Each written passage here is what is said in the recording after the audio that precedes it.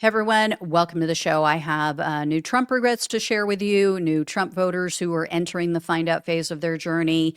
First up, I actually have a pretty somber, sad video to share with you guys of someone who paid the ultimate price for her vote. So take a look at this.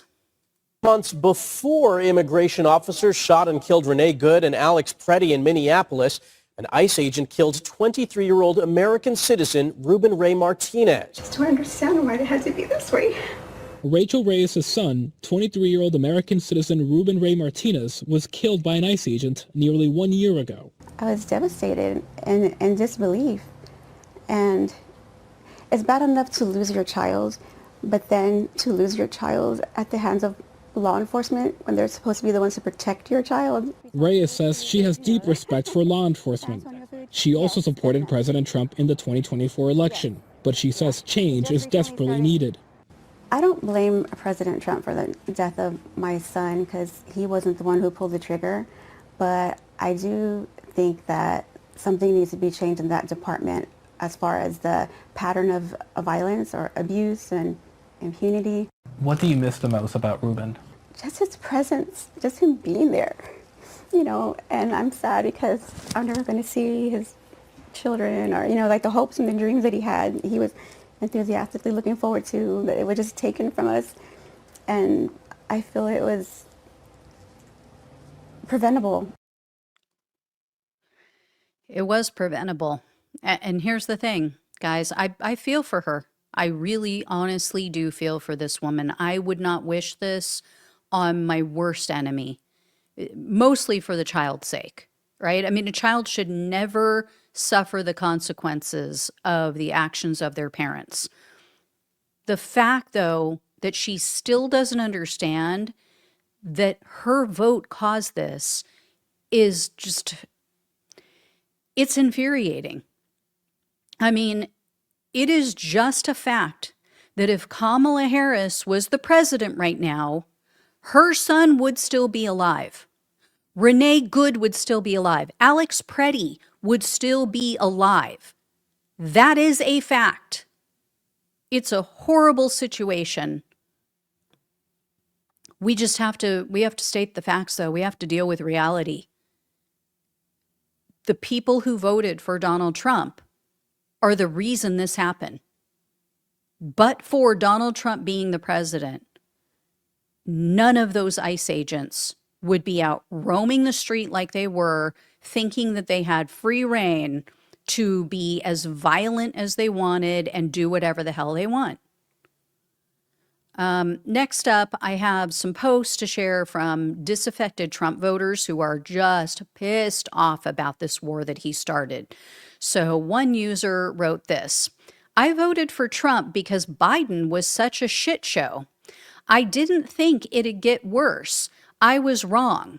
I voted for the guy who said no new wars, get America more affordable, cut fraud and waste with Doge, didn't codify, and get illegals out, lower numbers than Obama and same as Biden 2024.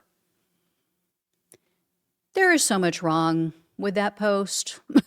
I won't even bother to go into it, but these are common themes that I keep seeing. Even the Trump voters who agree with his deportation BS, they're pissed off, but, a lot of them think, oh, he's not doing enough of it. He's not being cruel enough. He's not deporting enough innocent people. And then another Twitter user posted this: the no new wars president receiving good dead in his Israel war that doesn't benefit the U.S. in any way. So shameful, it's sickening. And I voted for him 3 times. Trump betrayed us. Don't really know what the hell that first sentence was, but anyway, there was a woman named Jen who said this: I voted for Trump for his former anti-war stance. I have 2 sons. I am heartbroken at this betrayal. Also, maga. What a charade that was. Although RFK is doing a lot to wake people up, even though Susie Wiles, I'm assuming, is preventing him from doing what he would really like to do. I find it hysterical how these people always have a scapegoat, right? They always find some scapegoat somewhere. Yeah, it's Susie Wiles. She's the one preventing Trump and RFK Jr. from enacting their maga agenda. Like I always say, they talk about Trump like, oh, he's this force of nature. He just, comes in like a bulldozer, like a wrecking ball, walks right through the opposition, does whatever the hell he wants. He's the man. And then when he lets them down, and when he caves to his oligarch owners, all of a sudden they pivot, and all of a sudden, oh, he's just so weak. He's so, he's so easily led. He's just getting manipulated by them. They're not letting him do what he wants to do. Such bullshit. Anyway, next up, I have a video to share with you. This is from a Gen Z specific focus group. So take a listen to why this young voter says that he disapproves of Donald Trump's presidency so far. Dealing of immigration and foreign affairs in general are just relationships with other countries. Keep in mind, that was a focus group that was conducted before Donald Trump invaded Venezuela, before he started the Iran war. I can only imagine what that guy would say today. Next up, I found a post on Twitter. This is from a right-wing journalist. And in the comment section, I mean, it was great. It was like a treasure trove of Trump regrets. So here's what she wrote. She was basically complaining about this. So she said, I'm at a trendy hair salon in Charlotte getting my hair done, and my 26-year-old stylist tells me she voted for the first time in the last election for Trump. But she says she will probably never vote again. She doesn't view the Trump administration as doing the thing she voted for, she told me. It's like you vote for someone to do these great things they promised during the campaign, but then the men in the black suits come in and they decide what really happens. Now, whether that's true or not, I think this is a wide perception with the new voters Trump drew in the last election. If they don't fix that problem soon, these voters will withdraw from politics again. So here are some of the responses to her post. And I couldn't share all of them in this video. There were a ton, but I'm going to be sharing more of them in upcoming FAFO videos this week, probably into next week as well. So a woman named Sarah replied to her, and she said, as a two-time Trump voter who is also somewhat disillusioned, and after having brunch today with another Christian conservative millennial, who's also frustrated at Israel's influence over the United States political system, we're done with Israel calling the shots behind the scenes.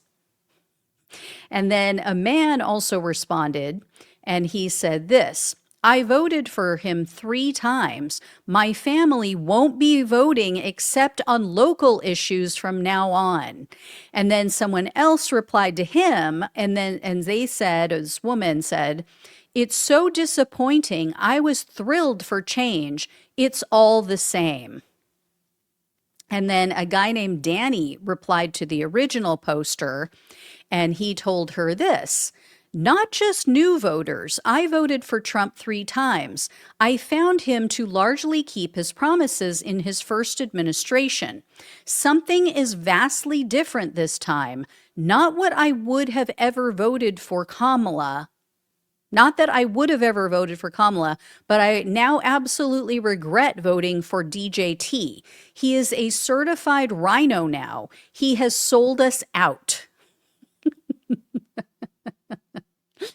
Rhino. Like, that is the kiss of death, you guys. When they are calling you a rhino, a Republican in name only, you are done. He has completely screwed himself. He has completely screwed the Republican Party for the midterms.